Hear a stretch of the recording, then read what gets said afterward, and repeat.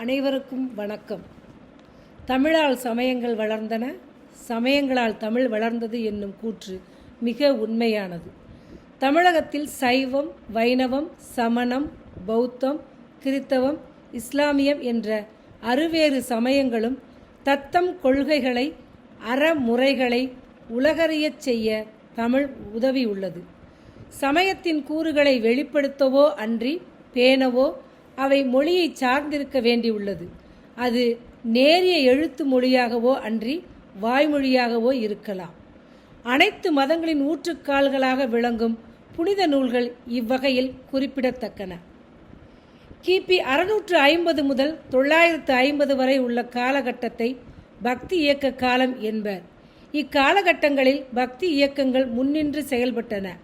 அந்த வகையில் சைவ, வைணவ மதங்களே பல பக்தி இலக்கியங்களை தந்துள்ளன. தமிழில் பக்தி இலக்கியங்களாக சைவ நூல்களுள் 12 திருமுறைகளும், வைணவ நூல்களுள் 4000 திவ்ய பிரபந்தங்களும் அமைகின்றன. சமண பௌத்த மதத்தாரின் முயற்சியில் சில பக்தி பாடல்கள் அல்லது நூல்கள் பக்தி இலக்கியங்களாக திகழ்கின்றன. அதன் அடிப்படையில் சைவ இலக்கியங்கள், தோத்திர நூல்கள், சமய இலக்கியங்கள், சாத்திர நூல்கள் எனும் 3 பெரும் பிரிவுகளை உள்ளடக்கியுள்ளன. தோத்திர நூல்கள் இறைவனை போற்றி புகழ்ந்து வழிபாடு செய்யும் நூல் வகையை சார்ந்தது. கிபி 6ஆம் நூற்றாண்டை ஒட்டி காரைக்கால் அம்மையாரும் சமய குரவர்களும் தோன்றி சைவ சமய பக்தி பாசுரங்களை பாடினர். இவர்களும் இவர்களுக்கு பின் வந்த அடியவர்களும் பாடிய நூல்கள் சோழர் காலத்திலேயே நம்பியாண்டார் நம்பி என்பவரால் 11 திருமுறைகளாக தொகுக்க பெற்றுள்ளன. இவையே சைவ சமயத்தின் தோத்திர நூல்களாகும். அதன் அடிப்படையில் முதல் 3 திருமுறைகளை பாடியவர் திருஞான சம்பந்தர். திருஞான சம்பந்தர் இவர் இறைவி அருளிய ஞானப்பால் உண்டதால் ஞான சம்பந்தர் என பெயர் பெற்றார். இவர் கிபி 7ஆம் நூற்றாண்டை சார்ந்தவர். சீர்காழி என்னும் ஊரில் பிறந்தவர். பெற்றோர் சிவபாத இருதயர், தாயார் பகவதி அம்மையார். சைவ சமயத்தின் 63 நாயன்மார்களுள் முதன்மையானவர். திருஞான சம்பந்தர் அருளிய திருவையாற்று திருப்பதிகம் காவிரி வடகரை தலமான திருவையாறு ஐயாரப்பரின் சிறப்பையும் அங்குள்ள அடியார்களின் பக்தி சிறப்பையும் போற்றும் அற்புத பதிகமாகும். இது பொறிகளை அடக்கி சிவனை வணங்கி பிறவி பிணி நீக்க வழிகாட்டும் பதிகமாக விளங்குகிறது. இந்த திருவையாற்று திருப்பதிகத்தில் திருக்கோயிலை வலம் வரக்கூடிய பெண்கள் நடனமாட, முழவு அதிர, அவ்வொலி கேட்ட சில மந்திகள் தடுமாற்றம் கொண்டு மேகத்தின் இடியோசைதான் வந்துவிட்டதோ என கருதி மரங்களிலே ஏறி முகிலை பார்க்கக்கூடிய அளவுக்கு சிறப்பு வாய்ந்ததாக திருவையாறு திகழ்கிறது. அதனை புலனைந்தும் பொறி கலங்கி நெறி மயங்கி அறிவு அழிந்திட்டு ஐம்மேல் உந்தி அலமந்த போதாக அஞ்சேல் என்று அருள் செய்வான் அமரக்கூடிய கோயில்.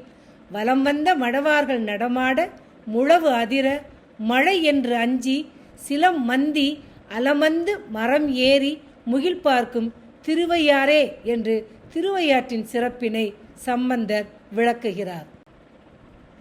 இந்த திருவையாறு சங்குகள் ஈனக்கூடிய முத்துகளோடு விளங்குகின்றதாம். சிவனுடைய தோற்றத்தை பற்றி சொல்லுகின்ற பொழுது, வலிமை மிகுந்த அரவினை அறையில் கட்டி உமையம்மையை இடப்பாகத்திலே கொண்டவன். அவன் இன் சொற்களை உடையவர்கள் என்று கூறி பிச்சை ஏற்ற அடிகளின் கடல் அலைகள் வாயிலாக காவிரியின் உடன் கலந்து இரவு காலங்களிலே கரையை அடையக்கூடிய சங்குகள் ஈனும் முத்துகள் விளங்கக்கூடிய திருவையாறு என்று திருவையாறு, அதாவது சிவபெருமான் குடிகொண்டிருக்கக்கூடிய அந்த திருவையாறு அப்படிப்பட்ட புகழ் வாய்ந்ததாக திகழ்கின்றது என்று சம்பந்தர் விளக்குகிறார். சிவபெருமான் குடிகொண்டு இருக்கக்கூடிய அந்த திருவையாறு மனிதர்களுக்கு மட்டுமல்ல, அங்கே வாழக்கூடிய குருகுகளுக்கும் நன்மை பயக்கின்றது என்பதை தேன் சொரியும் சோலையில் ஈரமான சிறகுகளை உலர்த்தி குளிர் நீங்கிய வெண்மையான குருகுகள் இறை தேடும் திருவையாறு என்று திருவையாற்றின் சிறப்பினை உரைக்கின்றார். அதிலே சிவபெருமானின் பெருமைகளாக கங்காளர், கையிலாய மலையாளர், காணப்பேராளர், மங்கை பங்காளர், திரிசூலப் படையாளர், விடையாளர், பயிலும் கோயில், கொங்காளப் பொழில் நுழைந்து கூர் வாயால் இறகு உலர்த்தி கூதல் நீங்கி செங்கால் நன் வெண் குறுகு பைங்கானல் இறை தேடும் திருவையாறே என்று விளக்குகிறார். சிவபெருமான் குடிகொண்டிருக்கக்கூடிய திருவையாற்றின் இன்னொரு சிறப்பு, இடப வாகனத்திலே ஏறும் சங்கரனார் தழல் உருவினர். அதாவது அவர் கோபம் கொண்டால், முக்கண்ணை உடையவர் இல்லையா, அவர் கோபம் கொண்டால் தழல் உருவினராக மாறிவிடுவார். அப்படி அவர் உறையக்கூடிய கோயில் மான்கள் பாய, கழனிகளின் அருகே மந்தி பாய, தேன் பாயக்கூடிய மடுக்களிலே மீன் பாய, தாமரை மொட்டுகள் மலரக்கூடிய அளவிற்கு அந்த திருவையாறு சிறப்பு வாய்ந்ததாக திகழ்கிறது என்கிறார் ஞானசம்பந்தர். திருவையாற்றிலே இருக்கக்கூடிய மகளிர் அங்கே தேரோடக்கூடிய வீதிகளிலே இருக்கக்கூடிய அரங்கங்களிலே நடனம் பயிலக்கூடிய அளவுக்கு சிறப்பு வாய்ந்ததாக அந்த திருவையாறு திகழ்ந்தது என்பதை நீரோடு கூவிளமும் நிலா மதியும் வெள்ளெருக்கும் நிறைந்த கொன்றை தாரோடு தன் கரந்தை சடைக்கு அணிந்த தத்துவனார் தங்கும் கோயில், அதாவது திருவையாறு காரோடி விசும்பு அளந்து கடி நாரும் பொழில் அணைந்த கமல் தார் வீதி தேரோடும் அரங்கேறி சேயிழையார் நடம்பயிலும் திருவை ஆறு என்று திருவையாற்றின் சிறப்பினை விளக்குகிறார். வேந்தாகி விண்ணவருக்கும் மன்னவருக்கும் நெறிகாட்டும் விகிதனாகி பூந்தாம நறுங்கொன்றை சடைக்கு அணிந்த புண்ணியனார் நன்னும் கோயில் காந்தாரம் இசை அமைத்து காரிகையார் பண்பாட கவினார் வீதி தேன் தாமம் என்று அரங்கேறி சேயிழையார் நடமாடும் திருவையாறே என்ற பாடல் வழி நரும் கொன்றை மாலை சடைக்கு அணிந்த புண்ணியனார் நாடும் கோயில் காந்தார இசையில் மகளிர் பண்பாட நட்டம் பயிலும் திருவை ஆறு என்கிறார் சம்பந்தர். அடுத்ததாக நின்றுலா நெடு விசும்பில் என்ற பாடல் வழி வான வீதியை முட்டும் உயர்வான முப்புற கோட்டைகளை கணை தொடுத்து அழித்து ஒழித்த கைலை மலைநாதர் அமரக்கூடிய கோயில், அதாவது திருவையாறு.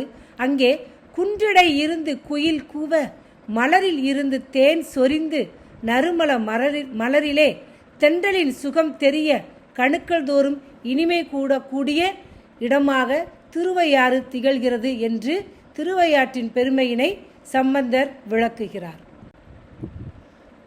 அஞ்சாதே கையிலாய மலையெடுத்த அரக்கர்கோன் தலைகள் 10 மஞ்சாடு தோல் நெறிய அடர்த்தவனுக்கு அருள் புரிந்த மைந்தர் கோயில் இஞ்சாயல் இளந்தெங்கின் பழம் வீழ இளம் ஏதி இருந்தங்கு ஓடி செஞ்சாலி கதிர் உழக்கி செழும் கமல வயல் படியும் திருவையாறே என்ற பாடல் வழி இனிய தென்னன் நெற்று கீழே விழ அதை கண்ட ஈனா கன்றாகிய எருமை கன்று அலைந்து சிதறி ஓடி செஞ்சாலி நெல் நிறைந்திருக்கக்கூடிய கதிரை உழக்கி தாமரை மலர் விளங்கும் வயலில் சேரும் திருவை ஆறே என்கிறார். அதாவது அந்த தென்னங் நெற்று கீழே விழுகிறப்ப அதை பார்த்த உடனேயே கன்றுகள் ஈனாத அந்த கன்றுகள் பயந்து ஓடுது. அது எங்கே ஓடுதுன்னா செஞ்சாலி நிலம் நெல் நிலைந்திருக்கக்கூடிய அந்த இடத்துல ஓடி அதை எல்லாத்தையும் அப்படியே பரப்பி விடுது அப்படிங்கிறதைத்தான் அவர் குறிப்பிடுகின்றார்.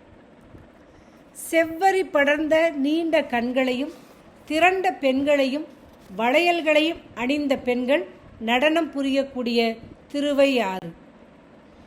எம்பெருமானுக்கு அடியவராகி தொண்டு செய்யுங்கள், என் தோள் முக்கண்ணனராய் விளங்கும் எம் ஈசன் உறையக்கூடிய கோயில் மலர்களும் மணிகளும் திரண்ட காவிரி அணைதரும் திருவையாறே என்கிறார் சம்பந்தர். அன்னப்பறவைகள் மிகுந்த தொழில்கள் சூழ்ந்த ஐயாற்று பெருமானை பாடி சீர்மறை நாவலனாகிய சம்பந்தர் நவின்ற இந்த திருப்பதிகத்தை பாடி வந்தால் தனது வாழ்வில் ஏற்றங்களை அடைந்து வீடு பேறு அடைவார்கள் என்கிறது இந்த பதிகம்.